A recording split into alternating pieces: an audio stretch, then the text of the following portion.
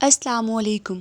خانہ کعبہ کو کون اور کب تباہ کرے گا؟ رسول اللہ صلی اللہ علیہ وآلہ وسلم نے فرمایا کہ قیامت کی سب سے بڑی نشانی یہ ہے کہ ایک مرد مکہ میں داخل ہوگا جو کہ خانہ کعبہ کو گرا دے گا اور اس کے ٹکڑے سمندر میں پھینک دے گا۔ اس آدمی کی نشانی یہ ہے کہ وہ بسم اللہ الرحمن الرحیم۔ ناظرین، خانہ کعبہ اللہ تعالیٰ کا گھر ہے اور اس کی حفاظت کی ذمہ داری بھی خود اللہ تعالیٰ نے لی ہے، لیکن یہ قیامت کی نشانیوں میں سے ایک نشانی ہے کہ ایک شخص خانہ کعبہ کو گرا دے گا۔ ناظرین، اس واقعے کی تفصیل سے پہلے آپ کو یہ بتاتے چلیں کہ جب یمن کے بادشاہ ابرہ نے خانہ کعبہ کو تباہ کرنے کی کوشش کی تھی تو اس کا کیا حشر ہوا تھا۔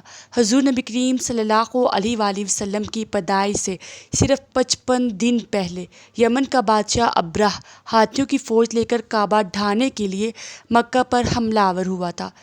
اس کا سبب یہ تھا کہ ابرہ نے یمن کے دارالسلطنت صنعا میں ایک بہت ہی شاندار اور عالی شان گرجا گھر بنایا اور یہ کوشش کرنے لگا کہ عرب کے لوگ بجائے خانہ کعبہ کے یمن میں آ کر اس گرجا گھر کا حج کیا کریں۔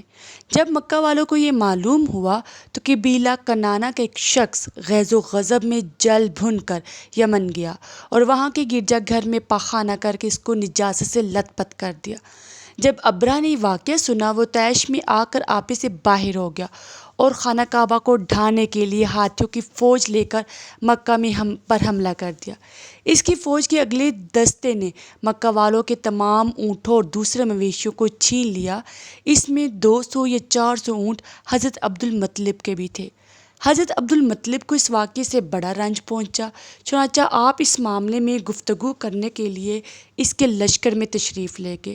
جب ابرہ کو معلوم ہوا کہ قریش کا سردار اس سے ملاقات کرنے کے لیے آیا ہے تو اس نے آپ کو اپنے خیمے میں بلا لیا، اور جب حضرت عبد المطلب کو دیکھا کہ ایک بلند قامت، روبدار اور نہایت حسین و جمیل آدمی ہے جن کی پیشانی پر نور نبوت کا جاہ و جلال چمک رہا ہے، تو صورت دیکھتے ہی مرعوب ہو گیا اور بے اختیار تخت شاہی سے اتر کر آپ کی تعظیم و تکریم کے لیے کھڑا ہو گیا اور اپنے برابر بٹھا کر دریافت کیا کہ کہیے سردار قریش، یہاں آپ کی تشریف آوری کا کیا مقصد ہے؟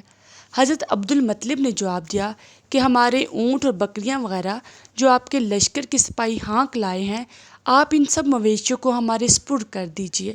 یہ سن کر ابرہ نے کہا کہ اے سردار قریش، میں تو یہ سمجھتا تھا کہ آپ بہت ہی حوصلہ مند اور شاندار آدمی ہیں، مگر آپ نے مجھ سے اپنے اونٹوں کا سوال کر کے میری نظروں میں اپنا وقار کم کر دیا۔ اونٹ اور بکری کی حقیقت ہی کیا ہے؟ میں تو آپ کے کعبہ کو توڑ پھوڑ کر برباد کرنے کے لیے آیا ہوں، آپ نے اس کے بارے میں کوئی گفتگو نہیں کی۔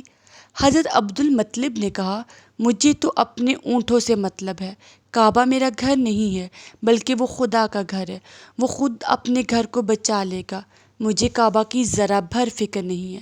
یہ سن کر ابرہ اپنے فرعونی لہجے میں کہنے لگا کہ اے سردار مکہ، سن لیجیے، میں کعبہ کو ڈھا کر اس کی اینٹ سے اینٹ بجا دوں گا اور روئے زمین سے اس کا نام و نشان مٹا دوں گا، کیونکہ مکہ والوں نے میرے گرجا گھر کی بڑی بے حرمتی کی ہے، اس لیے میں اس کا انتقام لینے کے لیے کعبہ کو مسمار کر دینا ضروری سمجھتا ہوں۔ حضرت عبد المطلب نے فرمایا کہ پھر آپ جانیں اور خدا جانے، میں آپ سے سفارش کرنے والا کون؟ اس گفتگو کے بعد ابرہ نے تمام جانوروں کو واپس کر دینے کا حکم دے دیا اور عبد المطلب تمام اونٹوں اور بکریوں کو ساتھ لے کر اپنے گھر چلے گئے اور مکہ والوں سے فرمایا کہ تم لوگ اپنے اپنے مال مویشیوں کو لے کر مکہ سے باہر نکل جاؤ اور پہاڑوں کی چوٹیوں اور دروں میں چھپ کر پناہ لو۔ مکہ والوں سے یہ کہہ کر پھر اپنے خاندان کے کچھ افراد کو ساتھ لے کر خانہ کعبہ میں گئے اور دروازے کا حلقہ پکڑ کر بے قراری اور گریہ زاری کے ساتھ دربار باری میں اس طرح دعا مانگنے لگے کہ اے اللہ، بے شک ہر شخص اپنے اپنے گھر کی حفاظت کرتا ہے، لہٰذا تو بھی اپنے گھر کی حفاظت فرما اور صلیب والوں اور صلیب کے پجاریوں عیسائیوں کے مقابلے میں اپنے اطاعت شاروں کی مدد فرما۔ حضرت عبد المطلب نے یہ دعا مانگی اور اپنے خاندان والوں کو ساتھ لے کر پہاڑ کی چوٹی پر چڑھ گئے اور خدا کی قدرت کا جلوہ دیکھنے لگے۔ ابرہ جب صبح کو کعبہ ڈھانے کے لیے اپنے لشکر جرار اور ہاتھیوں کی قطار کے ساتھ آگے بڑھا اور مقام مخمس میں پہنچا تو خود اس کا ہاتھی، جس کا نام محمود تھا، ایک دم بیٹھ گیا۔ ہر چند مارا اور بار بار للکارا، مگر ہاتھی نہیں اٹھا۔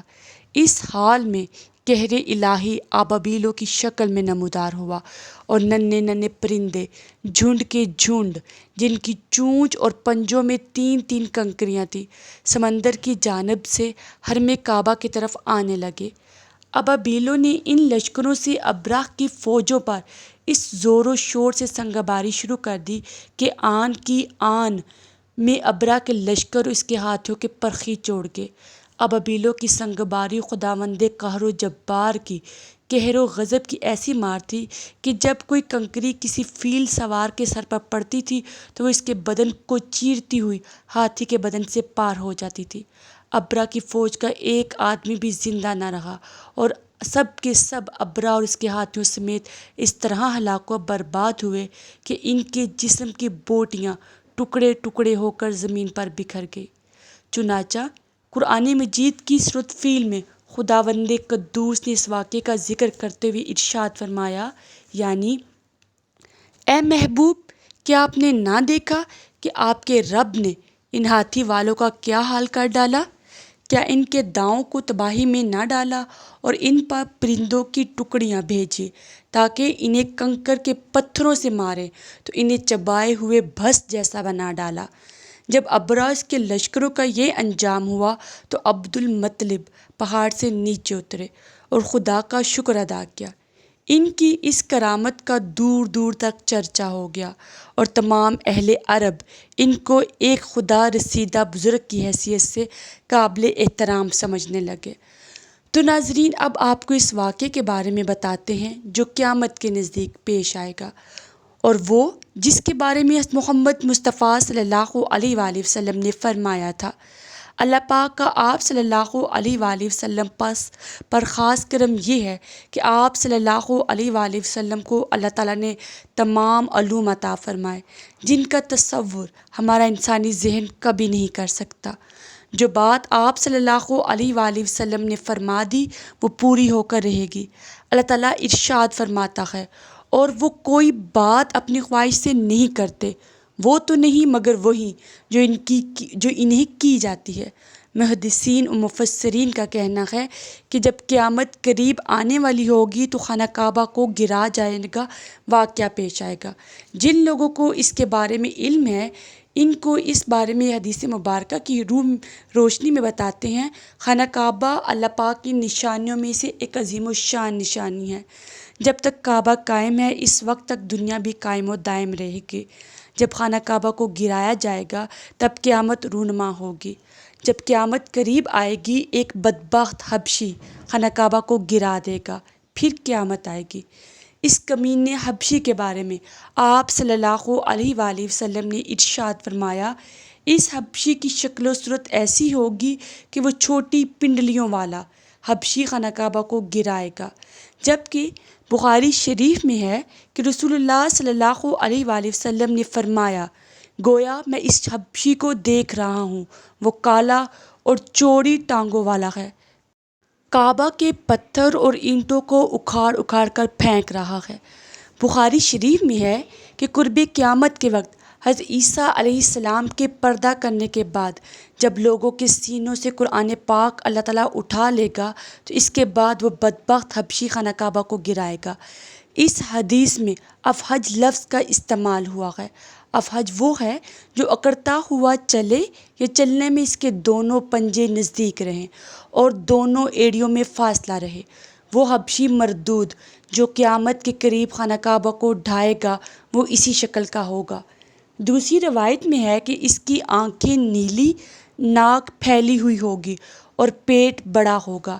اس کے ساتھ اور لوگ ہوں گے، وہ کعبہ کا ایک ایک پتھر اکھاڑ ڈالیں گے اور سمندر میں لے جا کر پھینک دیں گے۔